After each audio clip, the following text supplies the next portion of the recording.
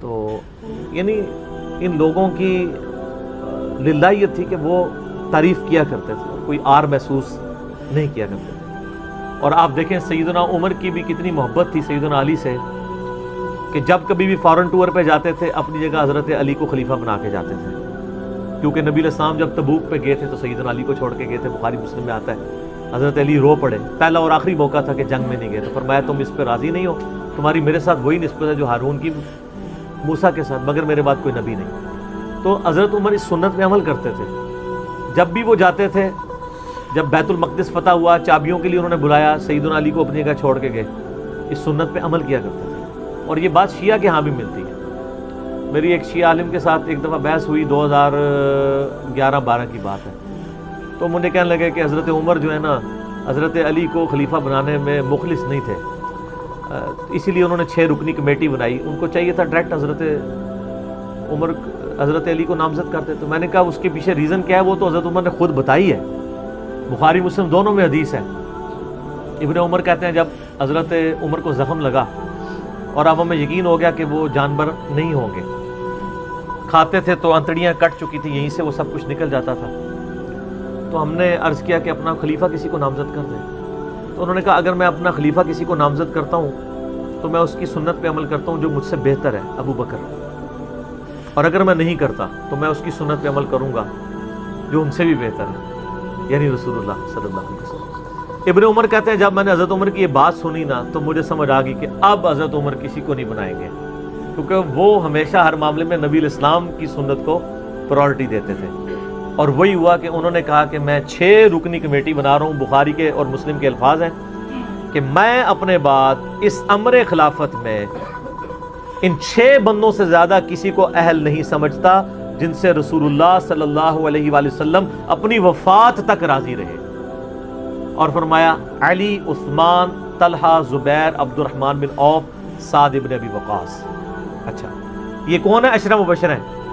عشرہ مبشرہ میں سے یہ 6 بندے باقی تھے اور ایک 7واں بھی تھا، اس کا نام اس لیے لیا کہ ان کا بہنوئی تھا، سعید ابن زید۔ وہ تو معاویہ کے دور میں جا کے فوت ہوئے ہیں نا، سعید ابن زید تو بہت بعد میں فوت ہوئے ہیں۔ اور اسی بخاری میں الفاظ ہیں کہ عبداللہ بن عمر کو مشورے میں ضرور شامل کرنا لیکن اس کو کوئی خلیفہ نہ چنے، اور کہا کہ سعد ابن ابی وقاص پہ اگر تم متفق ہو جاؤ تو اسے خلیفہ چن لینا، اور میری اس بات کو دلیل نہ بنانا کہ میں نے اسے معزول کیا تھا پرشین امپائر کی گورنری سے، کہیں ایسا نہ ہو کہ تم اس پہ متفق اور کہو کہ اس کو تو عمر نے اتارا ہوا تھا، این اتر رہنے دو، اس دے 62F لگ گئی ہے۔ یہ 62F ہے ہی جعلی چیز ہے، اسلام میں کوئی 62F نہیں ہے۔ اسلام میں یہ نہیں ہے کہ آپ کو مطلب موت کے غرغرے تک توبہ قبول ہے، آپ ایک بندے کے ساتھ معاملہ ہو جاتا ہے اور وہ توبہ طائب ہو جاتا ہے تو بس ٹھیک ہے، وہ تا حیات نائل کوئی نہیں ہوتا۔ اسلام میں کوئی تا حیات نہیں ہے۔ اللہ تعالیٰ کے ساتھ گستاخی کرنے والے کے لیے بھی جامعہ ترمذی میں حدیث ہے کہ موت کے غرغرے تک جو ہے وہ توبہ کا دروازہ کھلا ہوا ہے، موت کے غرغرے سے پہلے۔ تو 62F نہ لگا دینا اس پہ۔ وہ ایک معاملہ تھا، وہ حضرت عمر کسی کو 4 سال سے زیادہ گورنر رہنے نہیں دیتے تھے تو انہوں نے ان کو ہٹا دیا تھا۔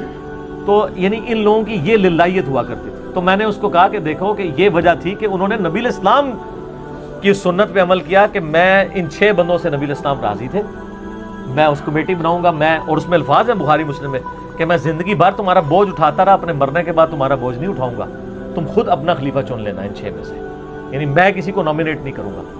دوسرا میں نے اس شیعہ عالم سے یہ بات کی کہ حضرت عمر اتنے بڑے رسک کے اوپر تھے کہ جس نے پوری دنیا کو الٹ دیا ہے اور وہ چند بندے لے کے رومن اور پرشین امپائر کا وزٹ کر رہا ہے، کوئی بھی قافلہ ان پہ حملہ کر کے ان کو شہید کر سکتا تھا، اور اگر خدا نہ خواستہ اس دوران وہ شہید ہو جاتے تو حضرت علی آٹومیٹکلی خلیفہ ہوتے کیونکہ ان کو چھوڑ کے گئے ہوئے تھے۔ یہ ان کا اخلاص تھا۔ پھر سیدنا عمر نے حضرت علی کو چیف جسٹس لگایا ہوا تھا حجاز کا۔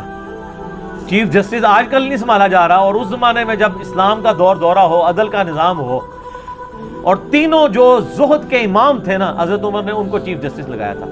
رومن امپائر گری، اصحاب صفہ میں سے ابو درداء کو لگایا، سب سے غریب ترین صحابی، یہ ان کا کرائٹیریا تھا۔ ابو سفیان، بڑے بڑے لوگ جو اینڈ پہ مسلمان ہوئے، یہ لائنیں بنا کے کھڑے رہتے تھے، حضرت عمر ان کو نہیں ملتے تھے جب تک باقیوں سے فارغ نہ ہو جائیں۔ وہ کہتے تھے ہم سردار، ان کا نہیں، تم اسلام میں بعد میں آئے ہو۔ اور وہ مہاجرین کے وظیفے اور اصحاب بدر کے وظیفے انہوں نے باقیوں سے ڈبل لگائے ہوئے تھے کہ انہوں نے برے وقت میں اسلام کا ساتھ دیا۔ اور پرشین امپائر گری، عبداللہ ابن مسعود زہد ترین صحابی، زہد کے امام، ان کو وہاں پہ چیف جسٹس لگایا، اور حجاز کے اندر سیدنا علی کو لگایا۔